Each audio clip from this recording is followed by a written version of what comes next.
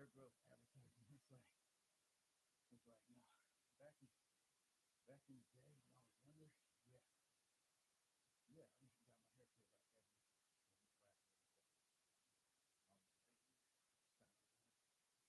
every couple almost 8 years. Something like that. You know, I had to do some gel and everything. I'm like, nah, once you get to working, you need you can do it. It's like this right here is just simple. I can do it myself. I don't even know what haircut probably like $40 now. Just for a little fade. You know, just a little fade, maybe a line or two. I'm like, I used to break bread with some guys because I was going every week. You know, hey, so all right. So that was then, and this is now. Here it is. Here it is. It is Wednesday, September 17th, 2025, or 2025, whichever you prefer. Okay. Um, apparently, it's Constitution Day.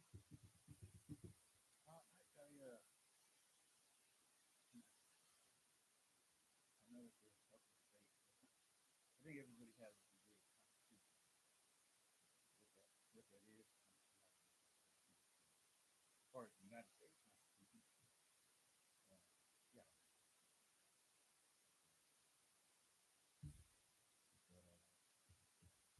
But, I'm gonna follow up on yesterday's conversation, yesterday's talk, live talk, because I had my wife um, kind of view it and give me her thoughts. And I agreed, but I disagreed because her thought was I needed a little bit more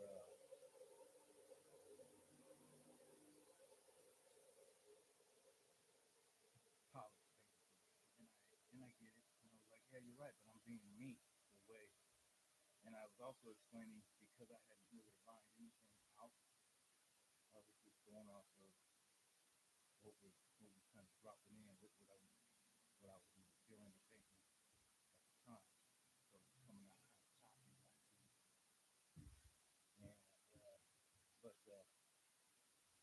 that's pretty good conversation. I appreciate the feedback on that session today. I have a little bit lined out because I want to show that I can have a little bit cohesion in my speech.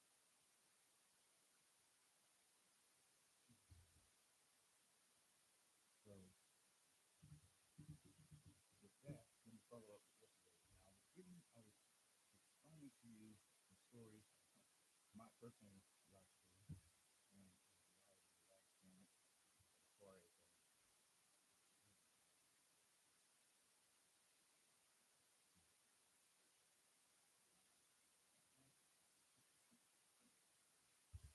as far as keeping it real and putting in effort. So I explained to you how I had gotten into it. Wanted to play the guys from work were doing a flag football tournament. Now, mind you, this is somewhere in the early 90s. You know, I got I'm on my own living. It's if you were living with my cousin, running a room from her, or in my own studio. I know it was a minute I had a little studio I was just renting out, and they would discount my rent because I do maintenance on it, you know. So it worked out pretty cool little deal. And I was there for a minute, but then there was also a minute where I had to go back and live with family.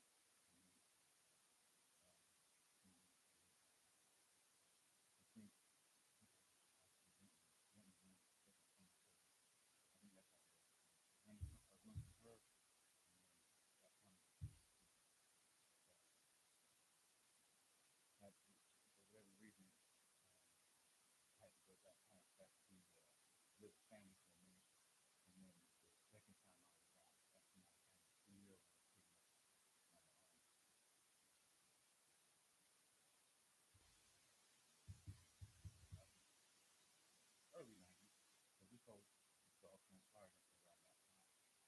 anyway, so I'm in this flag football tournament, going to practice, coming up, participating, having a blast.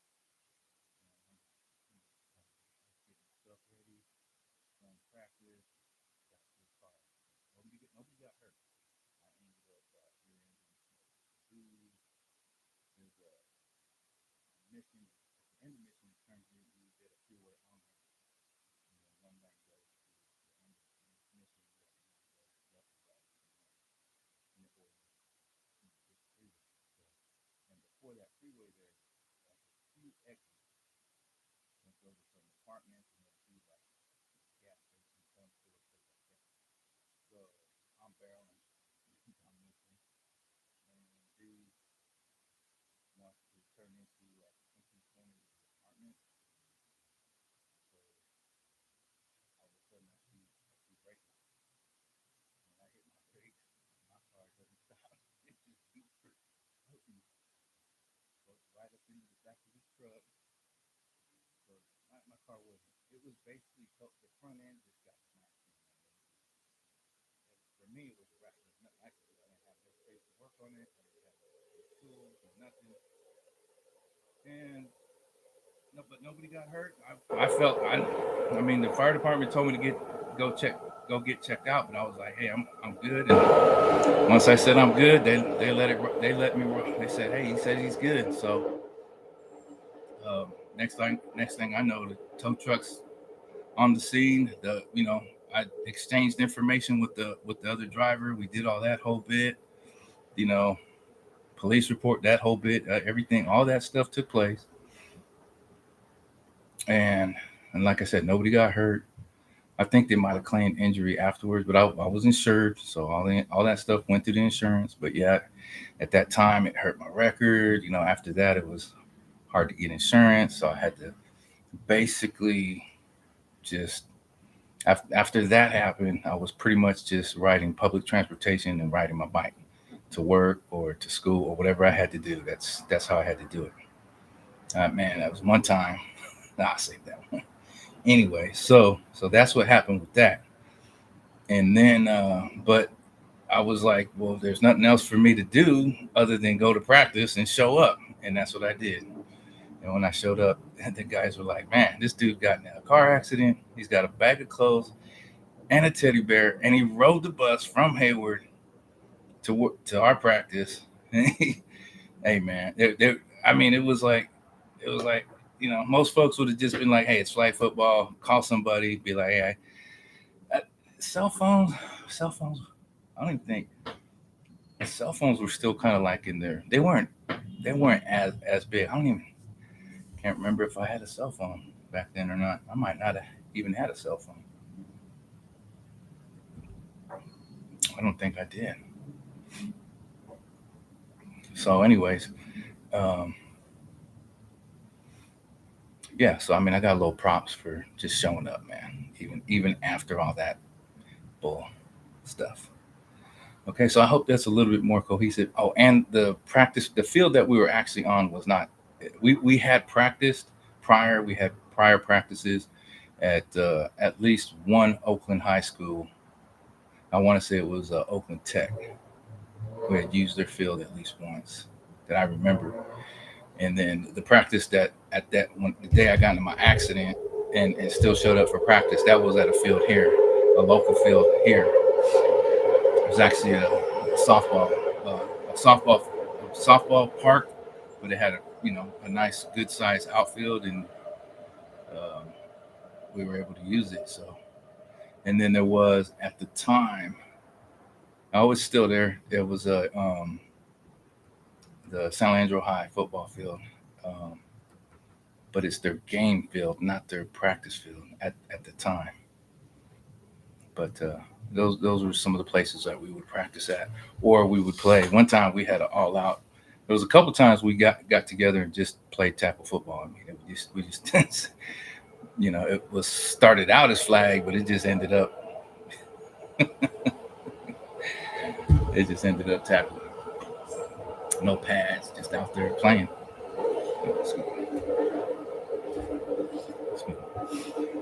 So, so that's what happened with that.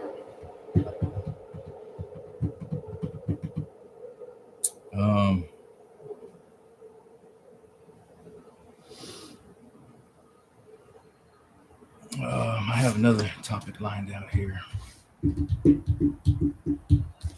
and oh, I also mentioned that I've never used any kind of other than caffeine tea, or like an aspirin with caffeine, or like the creatines and all the protein powder stuff that makes your belly rumble and gives you bad gas. I didn't never use any kind of substances for working out, man. It just worked out. Just went in and worked out. Lots of whole milk, chicken, rice, foods and whatever I could do that way. But I never really got yoked or super big or anything like that. So that was never my game. But again, I don't say that as a means of judging at all or anything like that. You know, especially men are out there doing what they do, and they making their decisions, and they're in their fields or professions. I mean, just keep it real. You know what I'm saying? I mean, hey, that's not something that I'm just telling you what my choices and my decisions were and how I wanted to do things. But I was never at any kind of professional level, getting paid for anything. No pressure. I was just living life, going to work. You know, date chicks and females. You know, and going to school. You know, and, and that's it. Trying to live healthy. So so that's not a judgment. I mean, apparently it's kind of, it seems to be like it's a big deal. People get all mad. Oh, you using Roy or whatever. You don't like, don't do it. I get it though. It's a talking point. Now for youth sports or youth, definitely would not want to see that for children. Uh, too young. You're growing.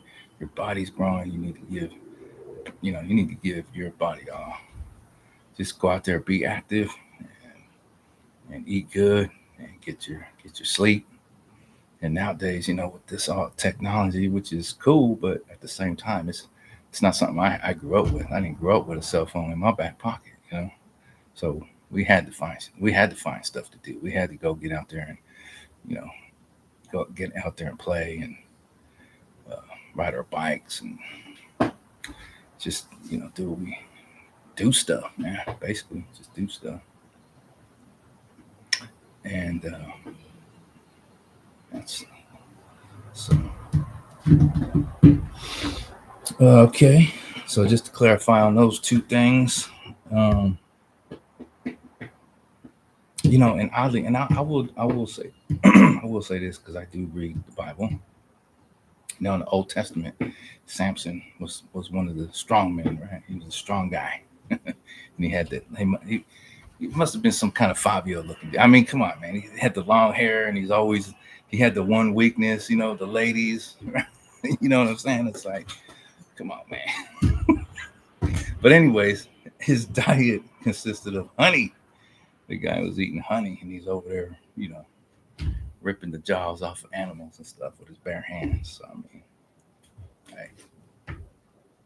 And then also, it's fun. It when you watch the old school, boxer movies, right? And it's the American guy versus the Russian guy, and the big Rusky. He's on the juice, and then the American guy's out there training, and he's lifting logs and chopping wood and running in the snow, right? You know what movie that is, right? So I chose to just stay natural, man, and whatever will be. Not trying to modify nothing, no modifications, man. Okay, all right. What else we got here? So, whew, now this is more of like a current affair type of thing. But I'm just gonna put make this try to make this point a little bit, and because with things being the way they be, the concept of war is more than a concept. Obviously, there's history, there's data, there's physical, tanks and carriers and aircraft and all that stuff. But when the logistics of it all, the movement of all these things that have to support that sort of actual physical action, and then the cost of it all. And I'm not talking about the dollar cost. I'm talking about, excuse me, got the train running through. Talking about the physical bloodletting that happens.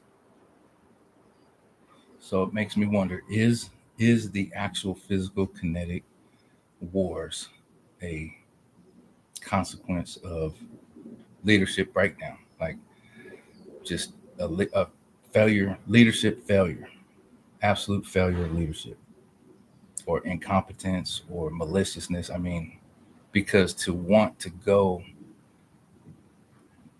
I'm not, and don't get me wrong, I'm not saying there's no need for uh, your military vessels, your navies, and your militias. I'm not saying there's not a need for that, and I'm not saying there's not a need for preparation and any of that. But I'm saying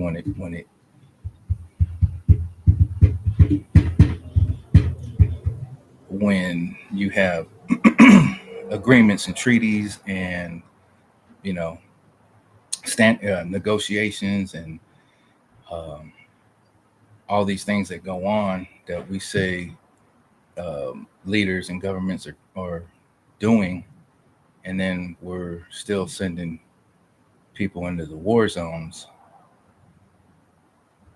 I'm posing that question. All right. Anyways, I'm gonna leave it. Am I gonna leave it? Am I gonna leave it there? I'm gonna leave it there. I'm gonna leave it there because I don't have an answer to that. I don't have an answer to that. Only thing I can do in my own life is do my best to prepare for whatever's going on. Good times, bad times. Job, no job. You know what I'm saying? And I don't think there's anything bad in that. Stay positive, stay smiling,